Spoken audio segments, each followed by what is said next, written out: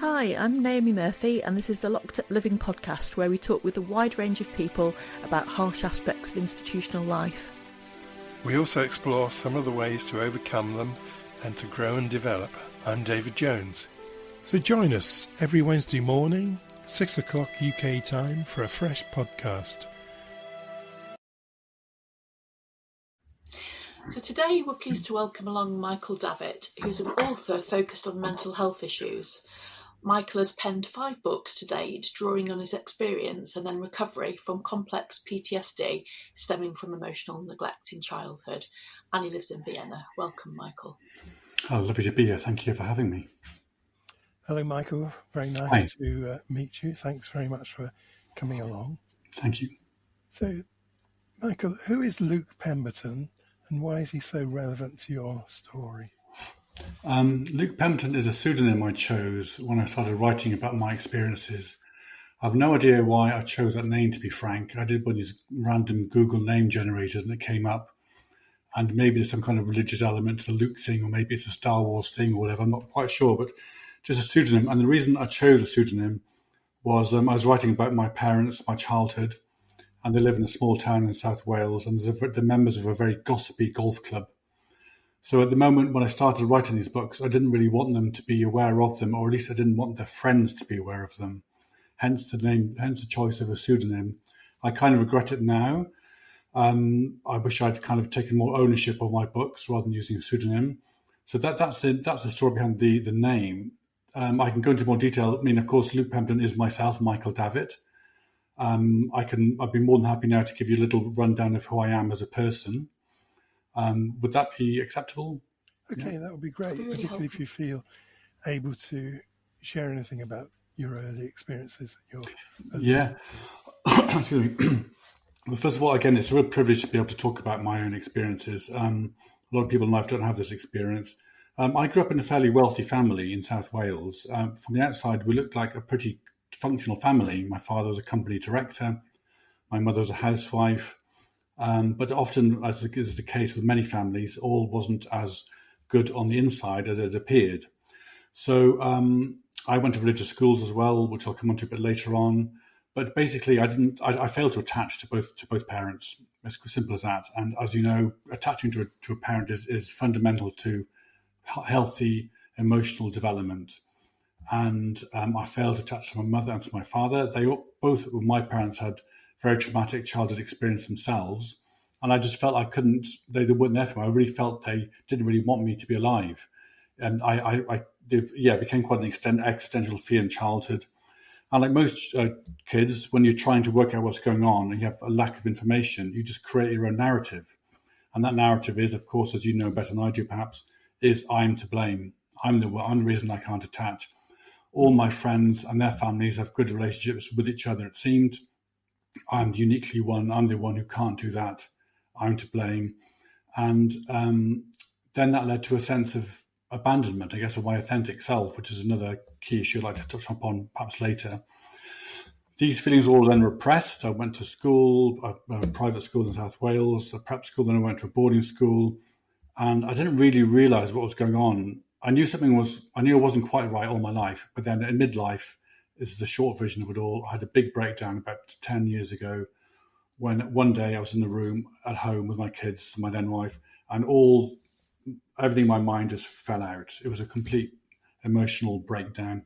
And then I started realizing, oh my gosh, what's going on? And then I sought help, and then my road to recovery started.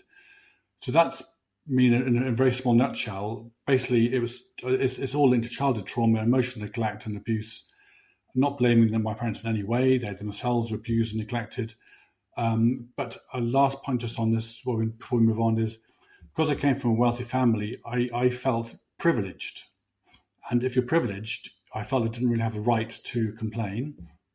And in addition, another topic perhaps we can touch on later is one of toxic shame. When you do blame yourself in childhood, you become very ashamed of who you are. And if shame reaches the tipping point, as you well know, that becomes toxic. And it really did infect almost every part of me, my soul, my body, however you want to say it, my mind. And that toxic shame is awful because you don't just believe you deserve help, because you believe you're fundamentally flawed and therefore you don't need, or you shouldn't be asking for help because you're the problem.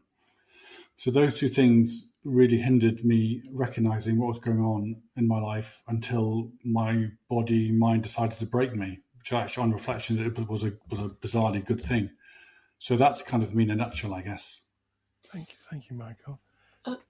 Sorry to hear about your experience, but also, I thought it was interesting that you intellectually you're aware of how kids end up blaming themselves for things that go wrong in childhood, but still, that's the language of your narrative. That I failed to attach, rather than actually you were failed by your parents, and there's good reasons why your parents weren't able to do that. But I wonder if some of that feeds into why the use of the pseudonym, because there's a sense of really wanting to protect your parents at the same time as having this awful pain that's come as a consequence.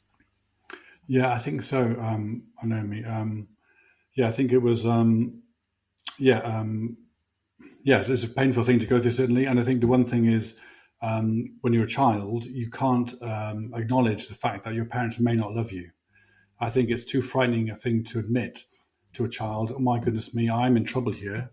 They don't care for me, and so to block that out of your mind. I think children are very intelligent in that sense. They're hugely capable of adapting to the circumstances. And one way of doing that is to, as you said yourself, Naomi, is to create a false narrative where you are to blame. And then later on in life, it's still a very difficult thing to come to terms with, recognizing that your parents didn't love you. Now, that's a very loaded statement. Of course, they love me. They just couldn't show it, and they were unable to show it. But as a child, that's deeply frightening. And my mother, for all her good sides, when I was very young, she had a very difficult relationship with my father, who was emotionally quite cold. He came from a tricky Irish Catholic background.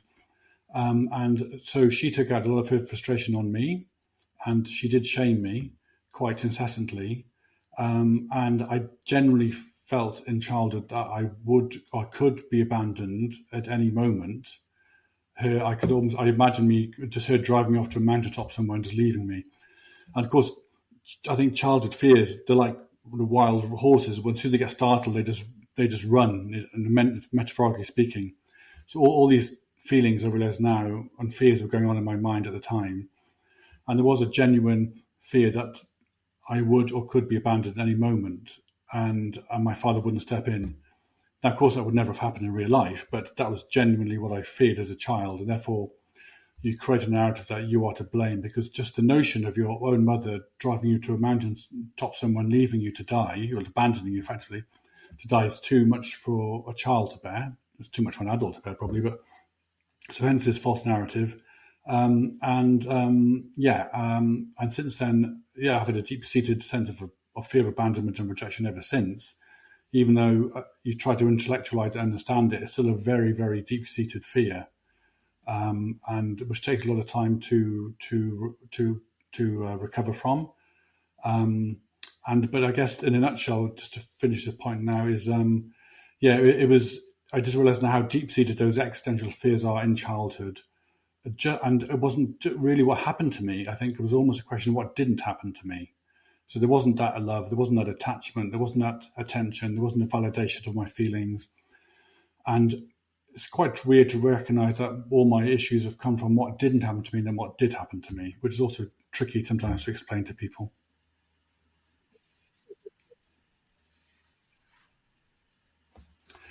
That is an incredibly perceptive question. And unfortunately, there wasn't anybody. I have an older sister who I revere to this day, and I think I definitely turned to her, but she was also facing some issues from both of my parents. I have a younger brother as well. And so I love that question in a sense. I've heard it once before because it strikes the heart of the whole issue. I think a lot of people who think that they didn't have issues from childhood, if you ask them that one simple question, who was there for the 5-year-old Michael or Simon or Mary, whoever, that really cuts to the heart of it. And I would say, unfortunately, nobody. And the worst thing about it was I wasn't even there for myself, because you do believe that you're at fault, you're fundamentally flawed, and you're the problem for reasons I've mentioned, and therefore you abandon yourself internally, and you try to become somebody you're not, but yourself. So, and it's not a question of nobody being there for me. It's a question of me also not being there for myself, which is more painful as well. Yeah, but I think you're describing a really common experience, actually, when people experience neglect, that there's that sense of self-abandonment, which is really hard to come back from, I think, for people. Yes, a lot to acknowledge, Naomi, I think, because there is a sense also of shame that you did it to yourself as well. There's a sense of you being betrayed by others, but then you betraying yourself also. So it's kind of a double betrayal, and it's difficult enough to recognise that your parents weren't there for you. That's painful enough, certainly from my inner child perspective. But then it's also just as painful and tricky to acknowledge that you weren't there for yourself either.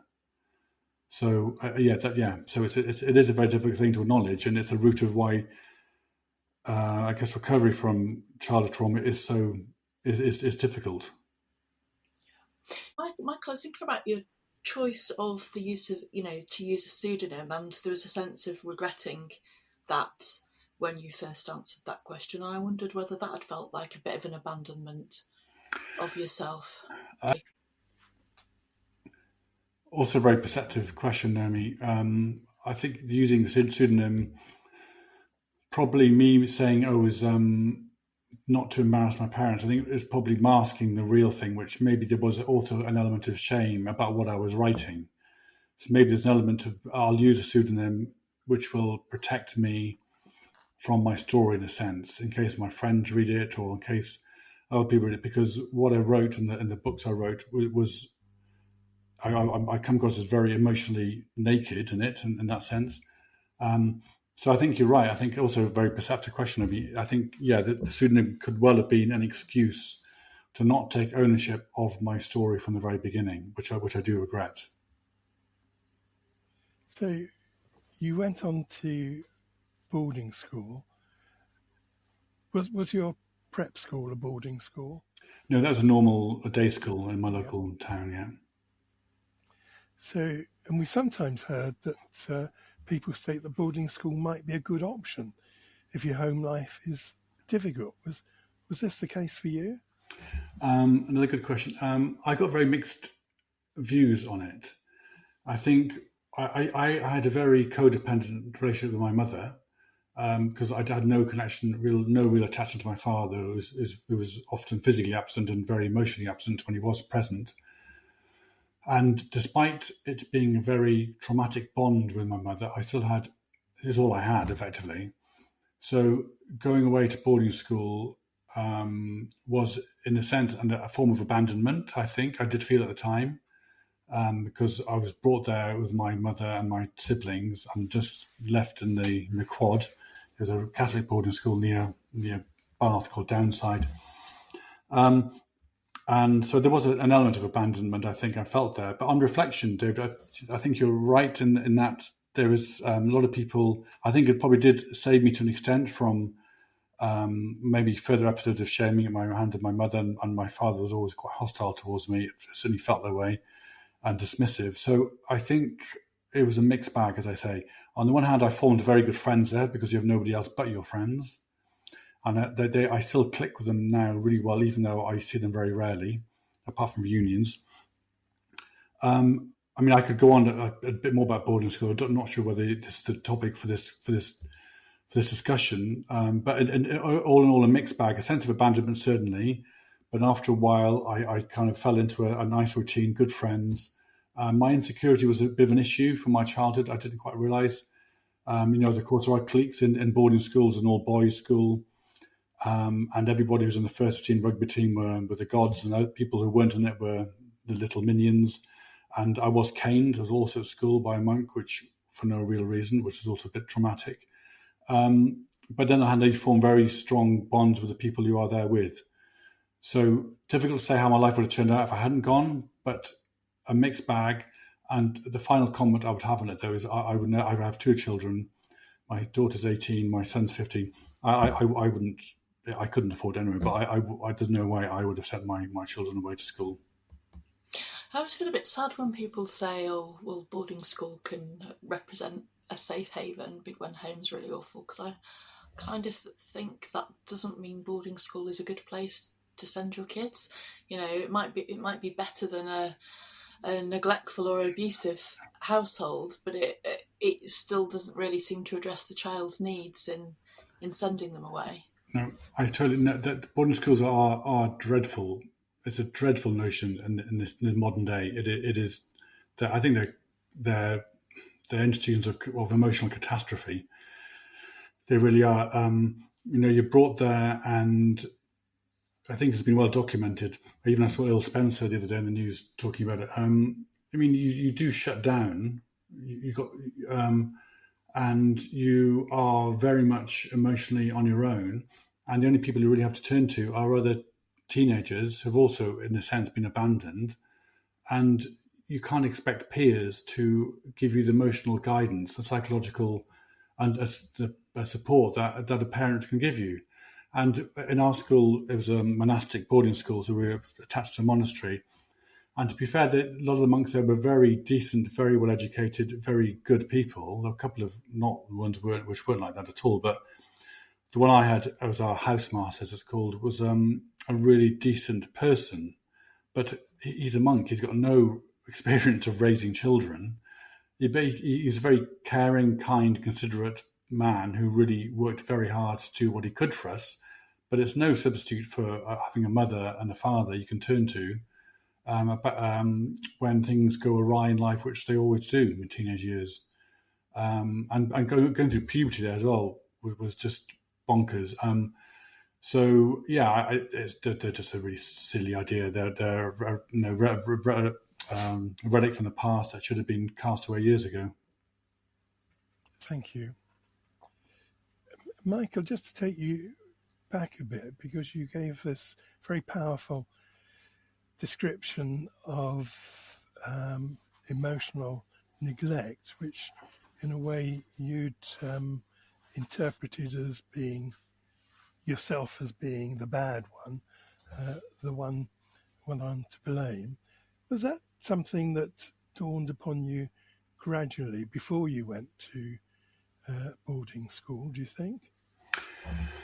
Another good question. I think subconsciously it was sort of obviously there. I knew, as I mentioned, there was something not quite right with me. I always thought it was some kind of software glitch in my brain where things just didn't quite click.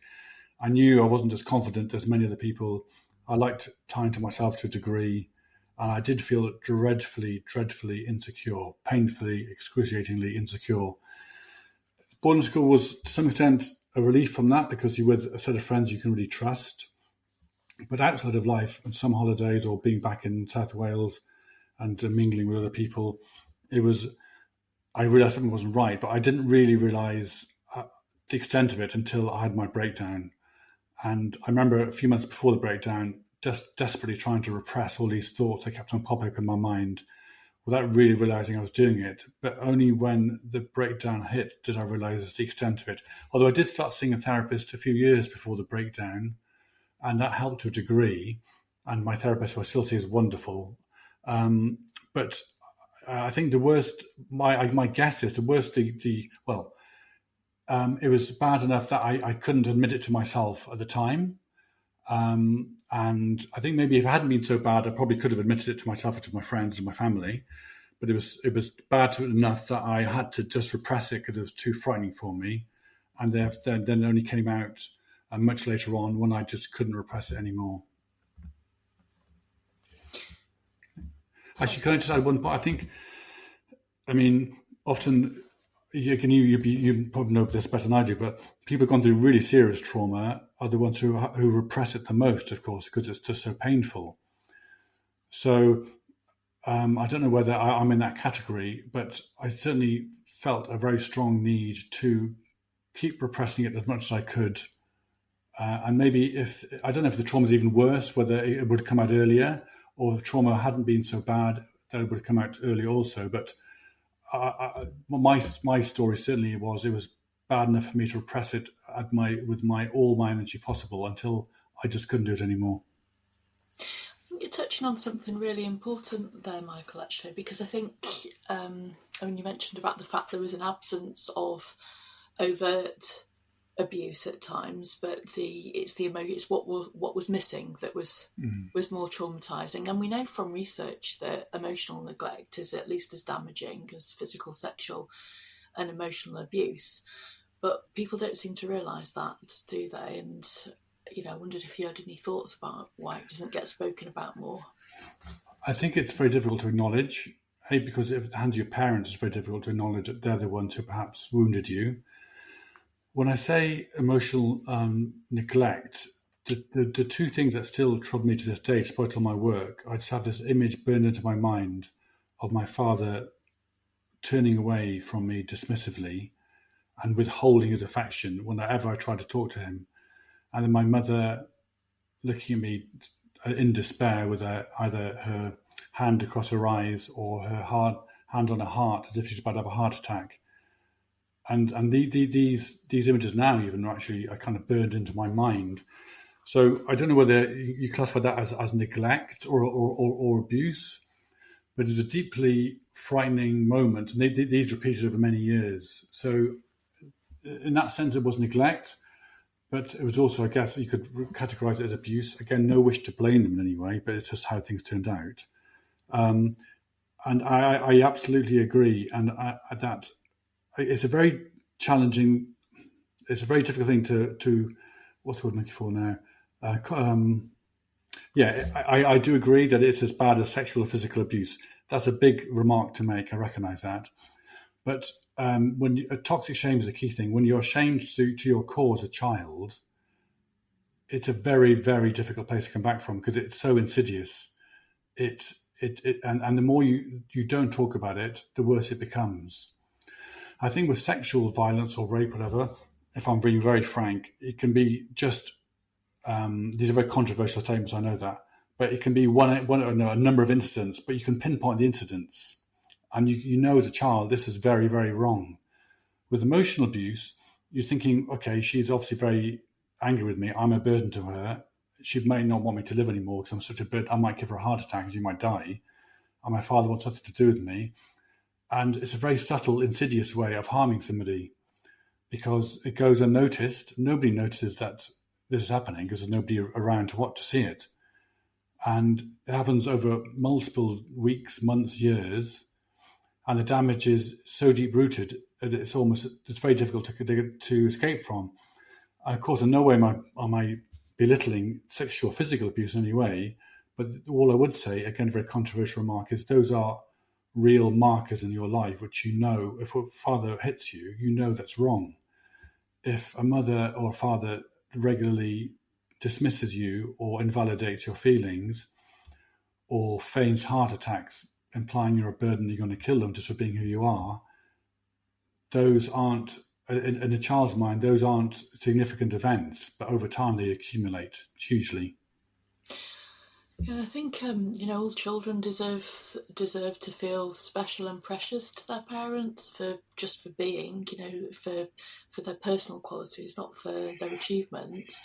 And I think to not have that sense of mattering and being special is, profoundly painful for kids to cope with. But you're right, there's no thing to latch there's an absence there as a vacuum, but the child might not be conscious of that. So very, very difficult to find a way to articulate it, isn't there? Exactly, Naomi. And just to kind of also when you do, I got some very good friends in childhood who kind of saw to an extent how dysfunctional my family was when they came over to visit, but they didn't really, of course I don't expect them to kind of get it either. And I've written a few books about it, of course, but it's a very difficult thing.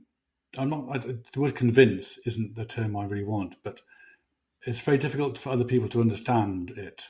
And that makes it a very lonely place to be as well. So, and it is a very difficult thing to articulate, but I think the one thing that frustrates me a bit is the whole terminology. People regard childhood as just kind of like one event. Oh, it was your childhood. Stop talking about your childhood, which I have got from some people in the past. But childhood is a 20-year time span at our most vulnerable moment. And I think we spent something like 20,000 hours with our parents,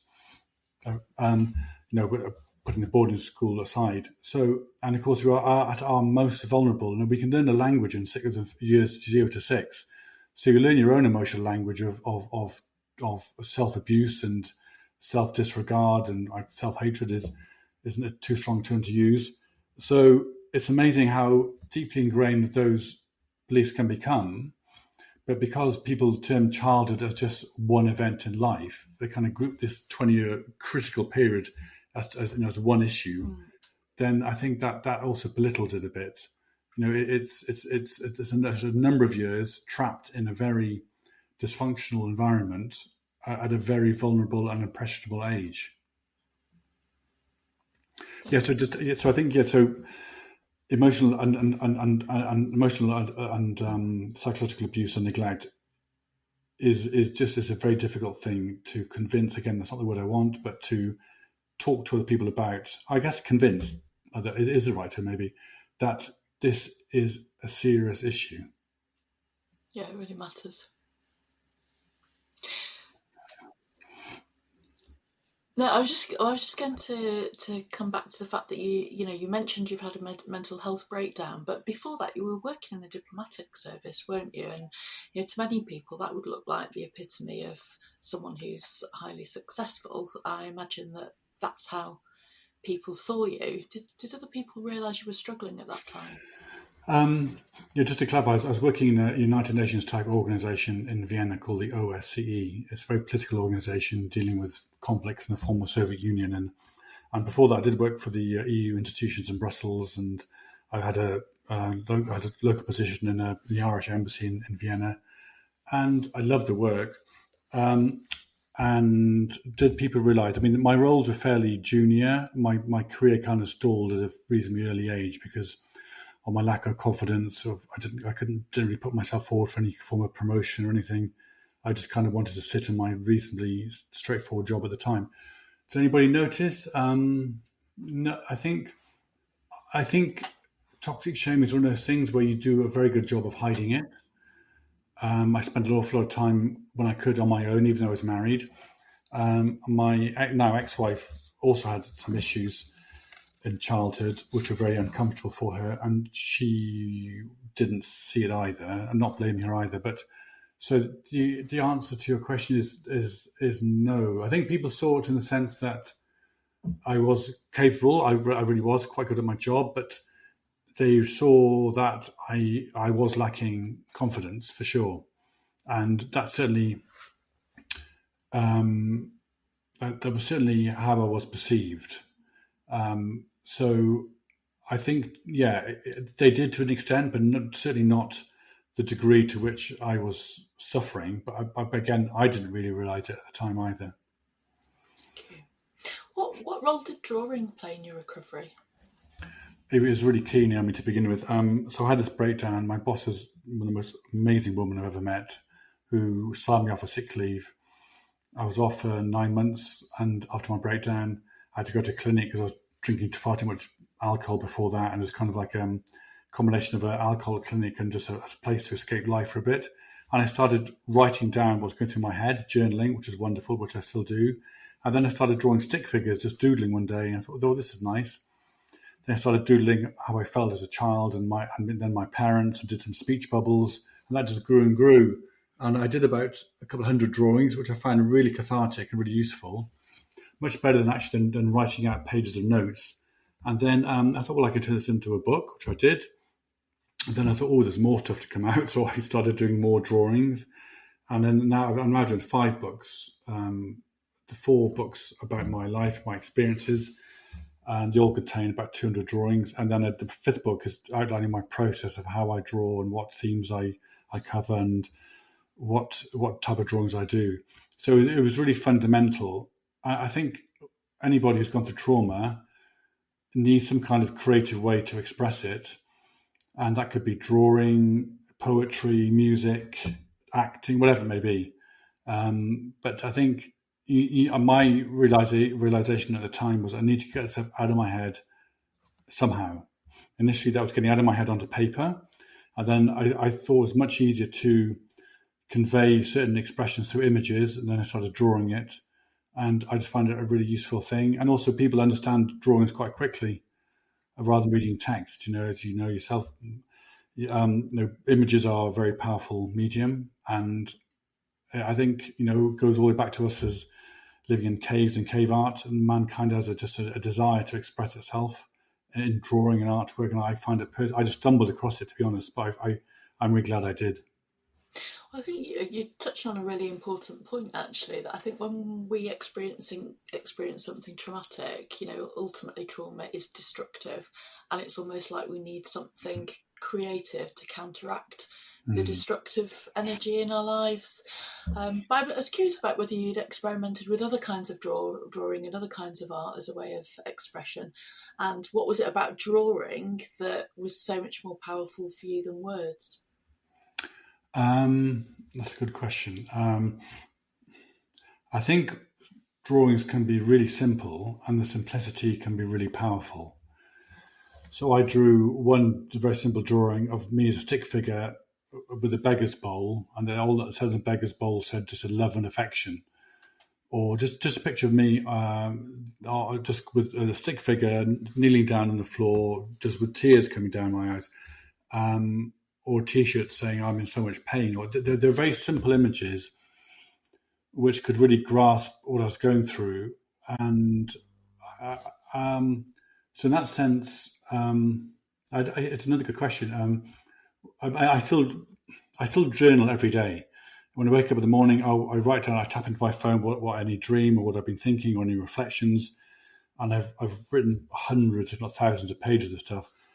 And then I convert that into drawings. I do less drawings now, more journaling. But I think they both have a role, actually. The more I think about it, they both have a role. I only really draw when I have a good analogy or metaphor in mind. And you can't always capture everything in words in an analogy or a metaphor. So I think they both have a role to play. Words can explain more complex things to a degree, but sometimes you have a good analogy or metaphor in mind. That's when a drawing can be really useful. Yeah, I was thinking as you were talking, there's a lot of symbolism there in how you're talking about it. But if we had another guest on, Hugh Venables, who spoke specifically about journaling and how that enabled him to feel like you almost had your own psychologist available to you when you kind of like look back and reflect on what you'd written. Exactly. And I still, as I mentioned, I still journal. And what I found useful was, even before I started seeing a therapist, I wrote down everything I could to try to brain dumps. But then when I started seeing my therapist, I actually went to see two to begin with, which didn't really work. And then the third one I tried, I just really clicked with him, and I've been seeing him ever since. But then I could go into therapy sessions with notes of what's been going through my mind. And then after the therapy session, I would take notes of what we discussed just very briefly. And you can build up a really good encyclopedia almost of all your feelings, experiences, your insights. And I use those then to turn into drawings. But also, and I still do journal every day, because you got to get the stuff out of your head. And talking to therapists, it's absolutely fundamental. And if you want to really embed that in your mind, what you've learned from a therapy session, or you just got to write it down. I think a lot of good art comes, of course, from trauma. And a lot of people, great songwriters, say they had to do this type of work. I'm not really equating myself to a great songwriter, but my point is, a lot of art, if we can call it that, just comes out of necessity. And because I felt neglected in childhood, I had nobody to listen to. That's why a lot of people write novels and things, because they need somebody to tell the story to. So in that sense, creativity is just, it has to come out somehow. And I'm glad it came out in my case, with my drawings. I was struck by the image of you holding out a beggar's bowl, the stick man holding out a beggar's bowl, begging for love. And I was thinking about what barriers that might be there for someone who's been emotionally neglected in childhood in terms of reaching out for therapy and getting a therapy process started, if your expectation is not that you're going to be met with care and concern or any sort of tenderness. I was thinking that could be pretty difficult as a process. Yes. So do you mean actual practice, or the actual accessibility to therapy, do you mean? Or yeah, I was thinking it must be quite hard to reach out if your expectation is that. Yeah, actually, you come up with some very good questions. I remember the first time I did go to a therapist, I was outside the front door thinking, what am I doing? I'm a then early 40s-year-old man. I don't need to do this. I'm a man. I can deal with this stuff. And it took an awful lot of courage just to walk through that door to begin with. It's only for a male, I think. It's probably trickier. I'm so glad I did. And it's like most things in life, just taking the initial step is the most difficult thing. Sometimes if I'm lazy, I don't want to go for a jog. I just put my shoes on and open the front door, and then I can do it. It's just taking that first step. But it is difficult, as you say, because there probably is an expectation that even a therapist won't take you seriously, won't listen to you. And I certainly noticed, even with my therapist I've been seeing a long time, I still find myself trying to please him, trying to joke with him to ensure that he will listen to me during the session, which he picks up on. And so, yeah, it's a difficult fear to overcome, the fear that, the belief that you're not worth listening to, and even a therapist will turn away in disinterest while you're talking to him. So again, a very perceptive question, and I probably didn't quite realize it at the time that was a fear I held, but now you mention it, that probably was. But again, it's just a question of just walking through that door the very first time.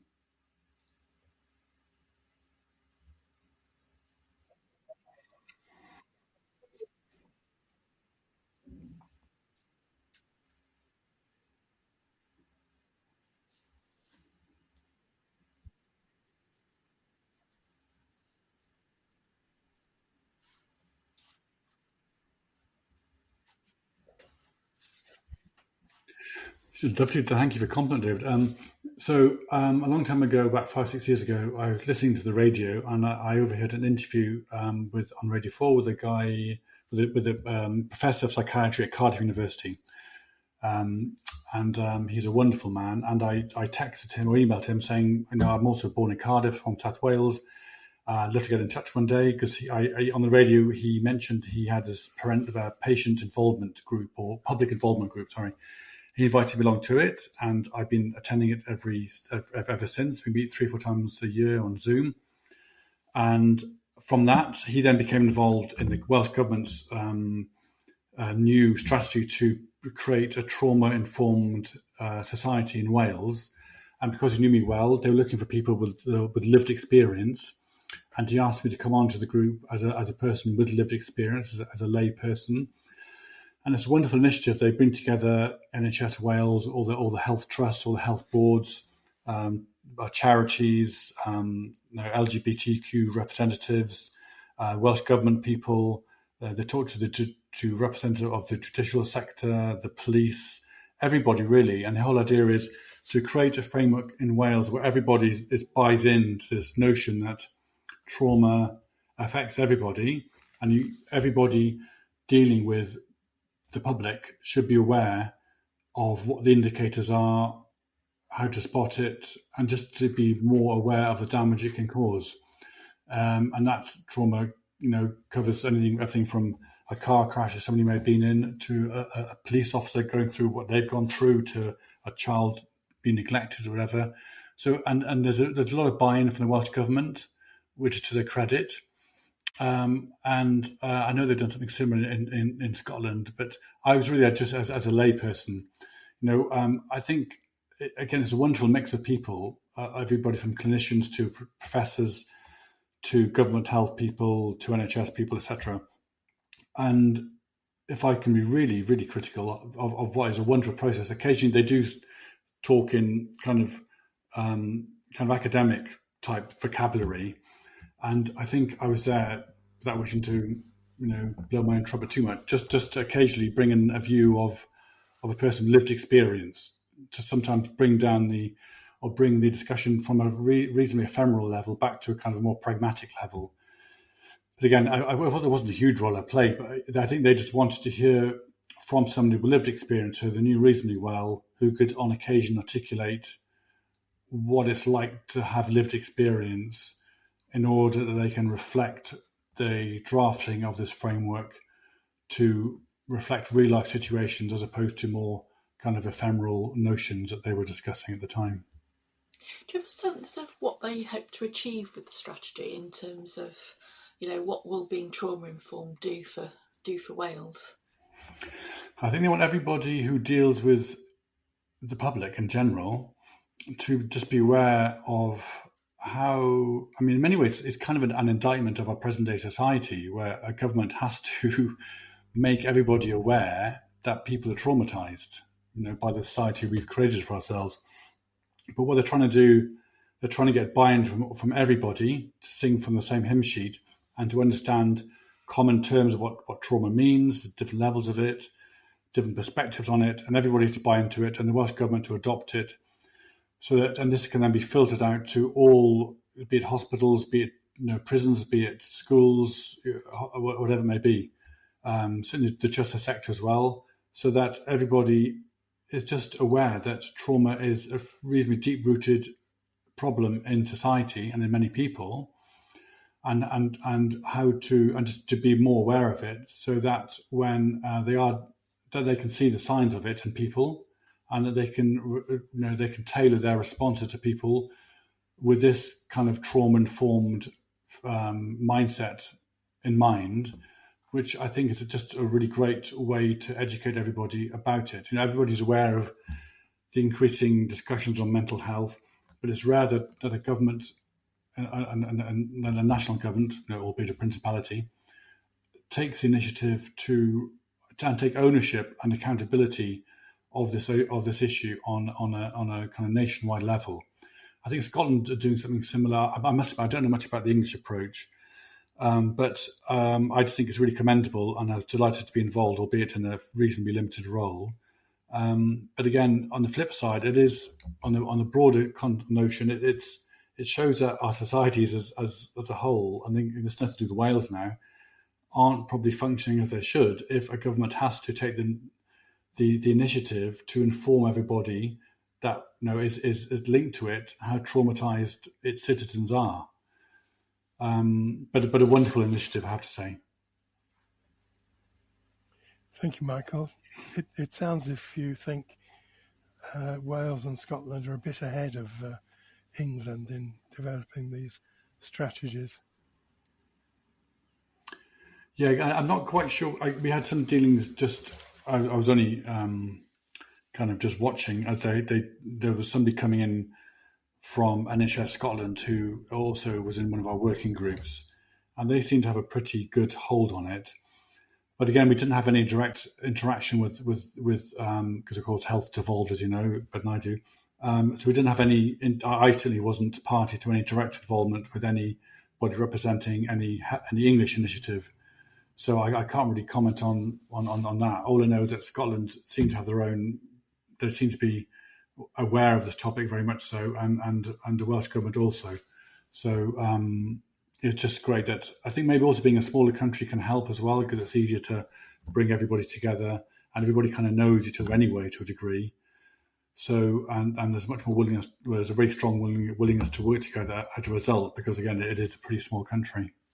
We've had quite a few conversations with people who, like yourself, were educated in boarding school, and a topic that frequently comes up, kind of like Nick Duffel and Richard Beard especially spoke about in their conversations with us, was about how we have a government in Britain who, are predominantly drawn from elite boarding school, and whether that damages society in terms of a lack of empathy. I suppose that makes me wonder whether England itself is perhaps more respectful of the class system than where Scotland might be, with their, with a slightly different heritage. I wondered what your thoughts were on that. I mean, you look at something like Boris Johnson, and I mean, I think he's a slightly abhorrent character, but a part of me really feels for him, and I think he's one of the worst things that's happened to our country in living memory. But again, a part of me thinking about Boris Johnson also feels desperately sorry for him. Maybe I shouldn't, but I think he had also had a pretty emotionally damaging experience in childhood. And from my own experience, I was very much an 8-year-old boy in a 50-year-old body.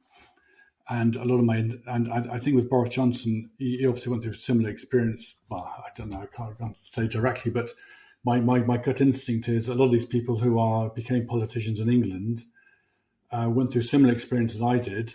And if you don't acknowledge it, you create this bravado to hide it. But deep down, you're desperately, desperately insecure and desperately fearful of any form of hostility and a real people pleaser.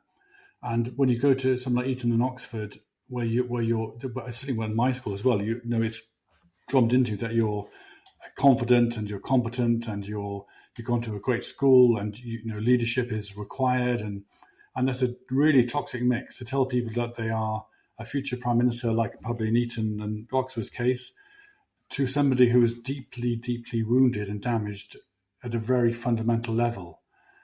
So, and it's just the worst possible way you can produce a leader of a country.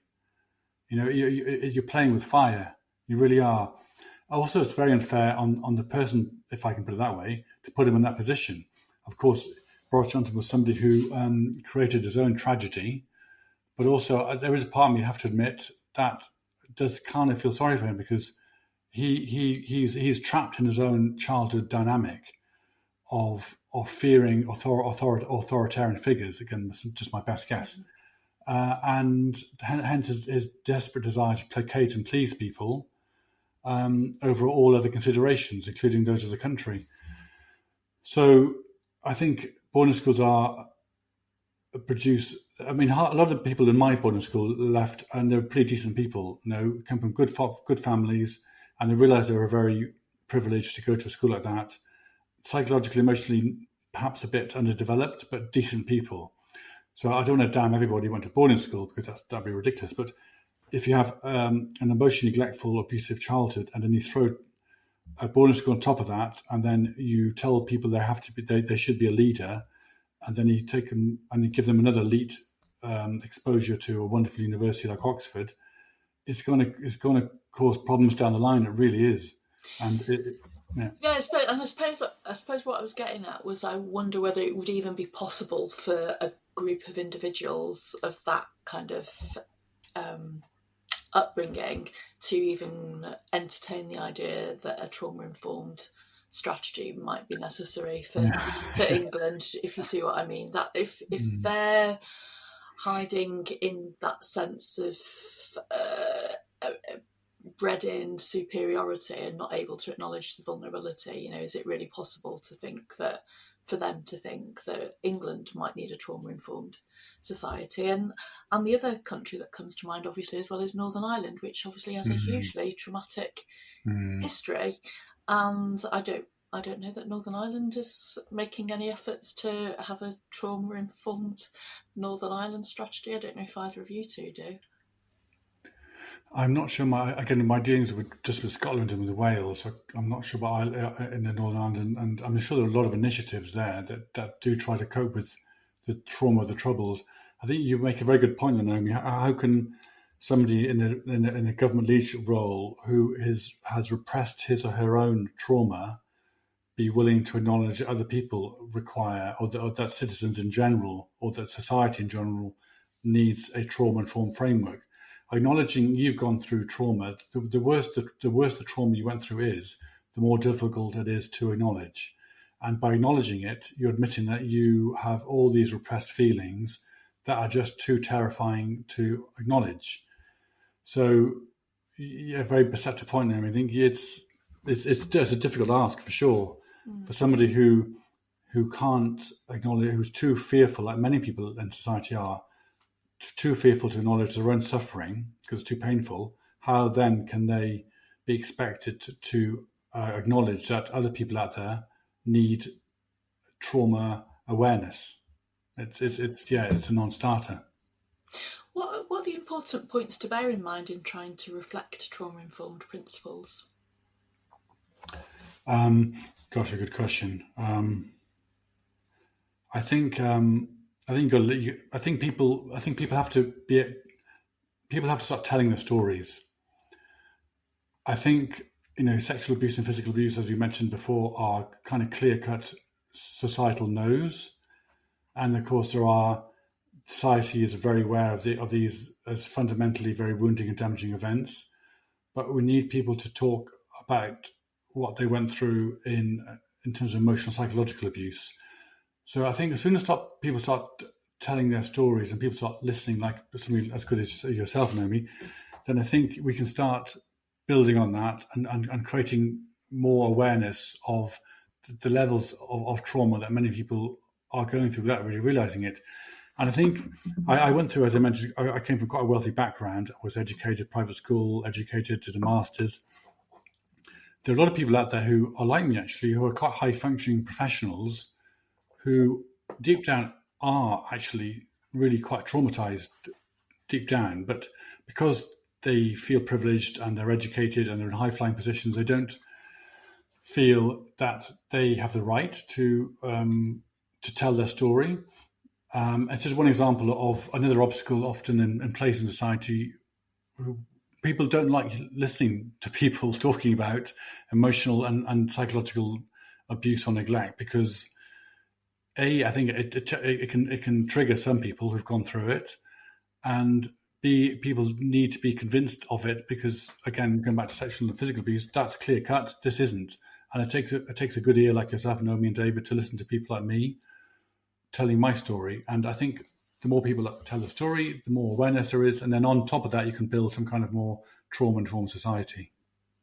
Thank you. Really appreciate that, Michael. And we're almost coming to the end of time, and you can really hear that art and telling your story has been really central to your well-being. Is there anything else that's played an important part in your recovery? Anything that you would encourage listeners to do? They're also coping with emotional neglect, the history of emotional neglect and its consequences. Yeah, I think the key thing would be is introspection. A lot of people don't want to introspect, meaning just think yourself, acknowledge what you went through, be reasonably brutally honest with your feelings, acknowledge them, seek therapy. But I think you can go to therapy, which is great and wonderful, fundamental. But at the end of the day, a lot of the hard work has to be done yourself in your own mind. So introspection is fundamental. You've got to go for long walks on your own on the beach or with a dog and just think, what's coming into my mind now? Why is that coming to my mind now? What was that remark my mother made to me when I was young? Why is it so hurtful? Why was I wounded by it? What really was my relationship like with my father? What was that incident in childhood that still bugs me? Why is that still the case? And write it down. But in introspection, it's really fundamental. And that's the tough bit there. You got to kind of seek through your own memories and experiences and emotions and try to make sense of it yourself with help and write it down and draw it, whatever it may be, and then tell your story. But introspection is absolutely fundamental. Sounds like you're talking about being honest and being there honestly with that little boy that was abandoned in the first place and deciding to show up for him and hear what he's got to say. Yes, and that's another very insightful point, which is it's quite easy to do this, not easy, but on an intellectual level. But you got to connect with your inner child and see it from your inner child's perspective. So first of all, you got to recognize it that something didn't quite go to plan, and then you got to drill down and connect with your inner child, and then express what happened from the perspective of your inner child. Because at the end of the day, that's who you're fighting for. You're battling for that inner child, and you're trying to tell their story, which is, of course, also your story. So a very, good point, Naomi. Thank you very much. Really appreciate you joining us today, Michael. It's been a really, really interesting conversation. Thank you. Thank you, Naomi and David. It's a real privilege to be able to tell my story, especially to two people as as well regarded as the two of you. And thank you for your time.